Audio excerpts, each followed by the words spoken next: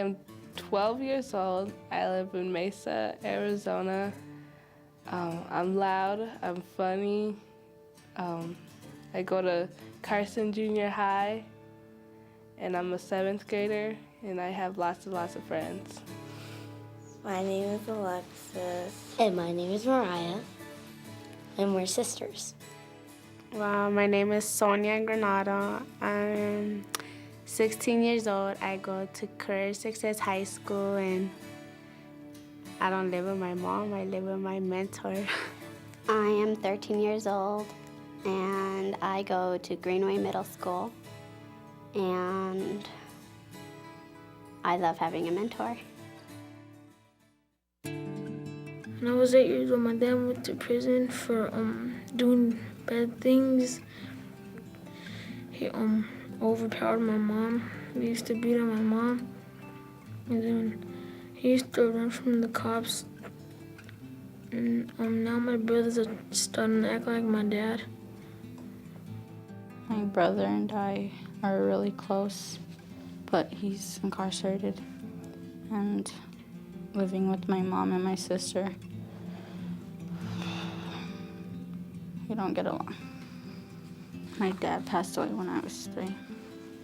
I don't get to see him a lot, and I really want to see him every day after school and before school. She had her new boyfriend. He would kick her out, and then she would move back in. She would just always go back to him because she said she loved him, but he didn't act like he loved her or anything, and he would beat her. And I remember sitting there and always watching her get beaten by him. And then when she got real drunk, she used to be abusive. And she would just like go all crazy, and then sometimes she would leave me when I was probably like 4 or 5 with my baby brothers. They're like, when they're like babies, and she would take off to go drink, and she wouldn't come back until like a few days later. I was about like 7 or 6 years old, and then when I got home, I heard that my dad was in jail because he was drunk at the bar, and he got and then he beat up somebody. My dad will get out of prison when I'm 16, and he said we'll go hunting and stuff. We don't see our mom, but we just get over it because we have our mentors, so they're like another mom to us. I'll call her and I'm like, can I just come over for like a couple hours, sit down and do my homework and just talk to you? I'm like, I'm really having a bad day and I just want someone to talk to.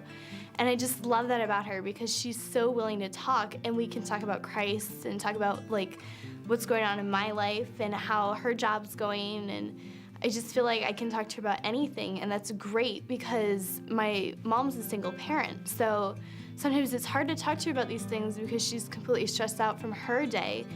She's really organized and she loves life. She's a teacher and she just helps me grow and is there for me like a mother, like a friend. I like everything about my mentor. He's nice, he's funny, when he needs to take control, he does that, like when somebody's getting out of hand. But me, really. So he does a lot of stuff that makes me feel like I want to grow up and be like him. He's just really nice. He's really cool. Well, when I didn't have a mentor, it's like I was like out in the ghetto, because I was born in the ghetto. Like I was just around just gangsters and doing drugs and all kinds of things with my friends. And when she came along, she changed my life a lot.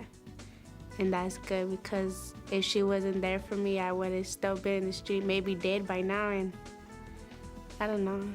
That's pretty good that she's in my life. I'd probably be lost, because I depend on God a lot. And we do Bible studies, and she goes to church with me, so. I don't know, I wouldn't really found myself and look to the future. She's like my best friend. I think having my mentor will help me pursue my dreams because she's really encouraging and she believes in me and she's there if I need her. I was very happy that I was able to have a mentor and her husband that I can look up to and see what a model parent situation's like, a model spouses, and see that life isn't about people getting divorced and that kind of thing, that there's actually hope that I can have a real future with a spouse without having drugs or alcohol involved. And I'm just so grateful that I'm able to see them and know that there is really hope out there and that my future doesn't have to just be me. I can have someone else there too. Without a mentor, I really didn't know a lot about God, and like I wouldn't even think about him or anything like that. But then when Cindy would like talk to me about God, then like I started to understand, and like now I'm starting to pray and stuff. He teaches me that God loves us no matter what we do, and like we could talk to God whenever we want and at the time we want. Back then, I didn't believe in a God, and now I do, because He changed my life for me, and for my family, and for my brothers. It's going good. My relationship with God before I had a mentor was really weak, and now that I have a mentor, she's opened my eyes, and my relationship's really strong and really faithful now. I want to thank my mentor for always being there for me and coming into my life and making my life better and loving me. Thank you, Mike, for being my mentor, doing a lot of stuff with me and buying me clothes, taking me hiking and giving me a bike. Cynthia, I just want to thank you so much for all the opportunities that you've given me, all the different things that we've been able to do together. I want to thank you for helping me strengthen my life with Christ and realize that He is there for me and not just some superior being.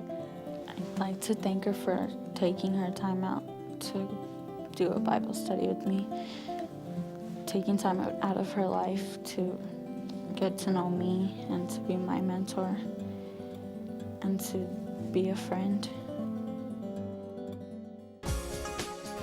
I think you should become a mentor because there's a lot of people out there who don't know what it's like to have one and who haven't been able to go anywhere or just stuck at home all the time. And like they really are sad for not being able to do anything.